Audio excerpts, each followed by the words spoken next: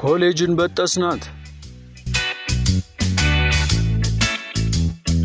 ውስጥህን የሚያበራልህ አስተማሪህ ነው። በሐቅ ወይም በኑሮ ውጣ ውረድ ውስጥ አይተኸው የማታውቀውን ዕውቀት የሚያሳይህ አስተማሪህ ነው። እሱ ስለ አስተማርህ ተአምረኛ ሰው እንድትሆን ያስችልሃል። የተማሪ አቅሙ ውስጥህ ካለ እንዲህ አይነት ድንቅ የሆኑ አስተማሪዎች በጣም ጥቂት ናቸው። እንዲህ አይነት ተአምረኛ አስተማሪ ያጋጠመኝ ዩኒቨርሲቲ ኮሌጅ ገብቼ ነው። የታሪክ መምህሬ ነበር። ሚስተር ሶሎዱሂን ይባላል።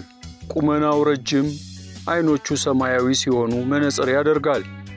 አገሩ ሩሲያ ነች አለና ጋሽ ስብሐት ተመስጦ እያስተዋለን ጨዋታውን ቀጠለ። በጣም ትንሽ ነው ስለ ሕይወት ታሪኩ የምናውቀው። ለመጀመሪያ ጊዜ ተማሪ ሆኜ ሳገኘው በዚያን ወቅት ሩሲያ ውስጥ ቦልሼቪክ አብዮት ፈንድቷል። በዚህ ጊዜ ሚስተር ሶሎዱሂን በጊዜ ከሩሲያ ካልወጣ አብዮታውያን ሊገድሉት ሆነ። እንደ ደርጋውያን እርምጃ ሊወስዱበት እንደሚችሉ ጠረጠረ። ስለዚህ ተሰደደ። የኮበለለባት ሀገር ከሩሲያ ጋር በዘር በባህልና በጂኦግራፊ እህትማማቾች ናቸው። በዚያም መጽናኛው የምትሆነው በዕድሜ የምትበልጠው ሴት አጋጠመችው። የሁለቱም ዕጣ ፈንታ አቀራረባቸውና ከሀገሩ እንዴት እንደወጣ ነገራት። ኮሙኒስቶች ገና ስልጣን ያልያዙም እንጂ እዚህም በብዛት አሉ አለችው። ገና ስልጣን ያልያዙት ስትይኝ መያዛቸው አይቀርም ማለትሽ ነው? ሚስተር ሶሎዱሂን ጠየቀ። ምን ነካ? የሀገርህና የሀገሬ ታሪክ እኮ በጣም ይቀራረባል፣ ይመሳሰላል። እኔና አንተም የእነዚህ ሀገሮች ዜጎች በመሆናችን ወደ የትም ወለም ዘለም ሳንል የማዕበሉ ወቅት ያልፍ እንደሆነ እዚሁ ሆነን እንየው። የሚያልፍ አይመስልሽም? ግን አይመስለኝም። እውነትም እንዳለችው ሁለቱም በየሄዱበት የሚፈነዳባቸው የኮሙኒስት አብዮት በቡልጋሪያ ፈነዳ። ሚስተር ሶሎዱሂንና ከለላ የሰጠችው ወዳጁም ለአደጋ ተጋለጡ። ሁለቱም ከቡልጋሪያ ተሰደው ከብዙ ውጣ ውረድ በኋላ አዲስ አበባ ገቡ። ሚስተር ሶሎዱሂን በዩኒቨርሲቲ ኮሌጃችን የታሪክ መምህር ሆኖ ተቀጠረ። በአሁኑ ሰዓት በትዝታዬ ውስጥ የሚገኙት የሚስተር ሶሎዱሂን የተለያዩ ስዕሎች ላሳይህ። ማለፊያ ታሪክ ስንፈተን የተርም ፈተና ወቅት ነበር። በዓመት 3 ተርም ነው የነበረው። ያን ጊዜ እኔ ደግሞ መጽሐፍ ቤት ውስጥ ያገኘኋቸውን ልቦለዶች፣ ሌሎች መጽሐፍት ጊዜን እየተሻሙት ስለነበር የተሰጠን 6 ጥያቄዎችን መመለስ የቻልኩት አንዷን ብቻ ነበር። ሌሎቹን ነካክቼ ከማጨማልቀው ቢቀርብኝ ይሻላል ብዬ ባዶ ተውኳቸው። እሺ፣ አሁን በእርግጠኝነት ውጤቱን አላስታውሰውም። የፈተናዬ ውጤት ከ170 ወይም 75 ነበር። ስራዬን አሳምሬ ስለማውቀው ማግኘት የነበረብኝ 20 በመቶ ቢሆን ነው። ስለዚህ የተሳሳተ ስለመሰለኝ የፈተና ወረቀቴን ይዤ ሚስተር ሶሎዱሂን ቢሮ ሄድኩ። የማይገባኝን ማርክ እንደሰጠኝ ስነግረው እንዲህ አለኝ። የእኔ ፈተና ዓላማ ተማሪው ላቀብለው የሞከርኩትን የታሪክ መንፈስ ገብቶታል ወይ ነው። መንፈሱ ምን ያህል እንደገባ ከአንዷ ጥያቄ አመላለስህ ተረድቻለሁ። የተቀረው ጥያቄ አንብብ የተባልከውን አንብቧል ወይ? ምን ያህልስ ያስታውሳል ነው። እሱም ያስታውቃል። ስለዚህ አንተ ከፍተኛ ማርክ አልከው እንጂ የሰጠው የሚገባህን ነው አለኝ። ይህንን እያለኝ ሚስተር ሶሎዱሂን ሲጽፍበት የቆየውን ፋውንቴን ፔን የሚባል ቀለም የሚመጥ የዘመኑን ብዕር ሊከድን ሲል የክዳኑን ቀዳዳ ሳተው። በሦስተኛ ሙከራ ከደነው። አይኑን አየሁት፣ ደነገጥኩ። ለካስ አንድ አይኑ አርቴፊሻል ነው። እውነተኛ አይን እንዲመስል ተደርጎ በጥበብ ቀለም በመሰራቱ ከርቀት ለሚያየው ሰው ሰራሽ መሆኑ አያስታውቅም አለና አትኩሮ አየኝ። ጢሙን በቁዘማ እየላገ በጣም ተክዞ መምህሬ አንድ አይና ነው። መልሴም አላገኝላቸውና ምንጊዜም አብረውኝ የሚጓዙ ጥያቄዎች አይኑን ምን አጠፋው? በእነርሱ የጉርምስና ዘመን በትንሽ ጠብ የሚነሳ ፍልሚያ ምክንያት ወይስ ጠላቶቹ በቶርች ሰቅለው ሲገርፉት? እግዚአብሔር ይወቅላቸው አለና በረጅሙ ተነፈሰ። ከዛስ የኔ ጥያቄ ነው። የሁለታችንንም የታሪክ ፈተና ውጤት ሚስተር ሶሎዲሂን በጥቁር ሰሌዳው በምናውቀው የእጅ ጽሕፈቱ በአንድ ወረቀት ላይ ጽፎ ይለጥፋታል። 1 ሱፐር ጂኒየስ ከ100 እስከ 95 ያመጡ ናቸው። ከእነርሱም ዝርዝር በኋላ 2 ጂኒየስ፣ እነዚህም በቁጥር ይገለጻሉ። 3 ኤክሰለንት ወርክ፣ የስም ዝርዝር። 4 ጉድ፣ 5 ኖርማል ፓስ፣ የተቀረነው ተማሪዎች የሁላችንም ስም ዝርዝር። ከላይ ከ1 እስከ 5 ያሰፈርኩት የሚስተር ሶሎዲሂን የርዕሳነ ሊቃነ ጠበብትና የሌሎች የስም ዝርዝሮች እንዲህ እንደነበሩ በምናብ እርግጠኛ ነኝ። ትውስታዬ ግን በዚህም ያህል የጊዜ ርቀት እርግጠኛ መሆን እንዴት ይቻላል እያለችኝ ነው። አንድ ቀን ከክፍል ውጪ ሚስተር ሶሎዲሂንን ከበነው ቆመን በታሪክ በሥነ ጽሑፍ ላይ እንወያያለን። እሱ በአፍ መፍቻ ቋንቋው አንብቦት እንደ ወተት ማር ጥሞት አሁንም እየደጋገመ የሚያነባውን የአሌክሳንደር ፑሽኪንን ጠይቀ ነው እንዲህ አለን።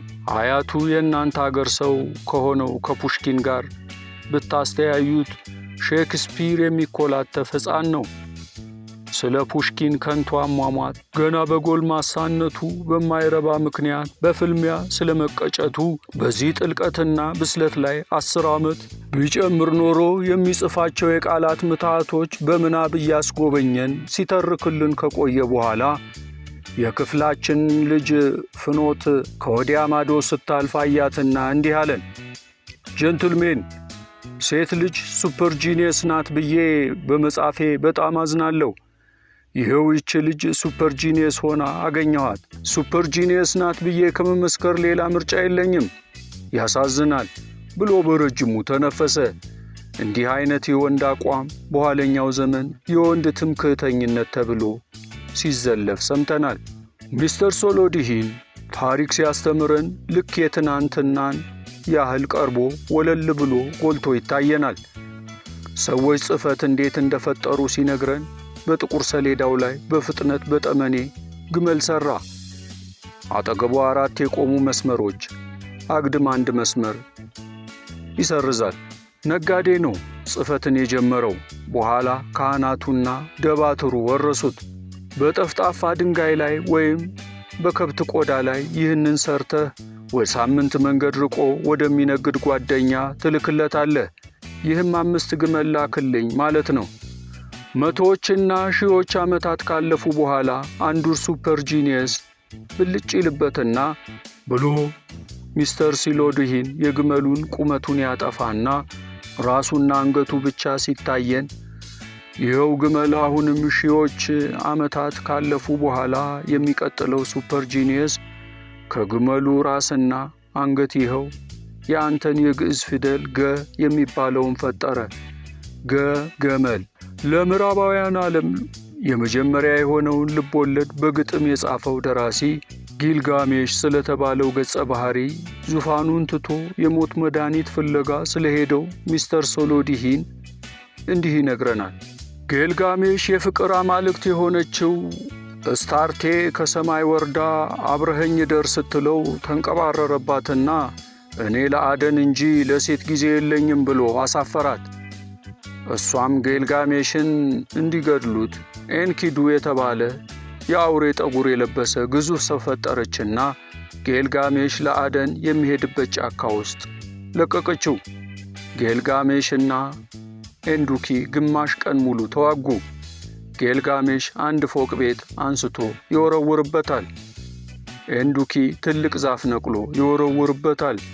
በመጨረሻ ጊልጋሜሽ ያሸንፍና ኤንኪዱን እንደ ምርኮ ይዞት ወደ ኡር ከተማው ይመለሳል። ጊልጋሜሽና ኤንኪዱ የልብ ጓደኞች ሆኑና አብረው አደን መሄድ ጀመሩ።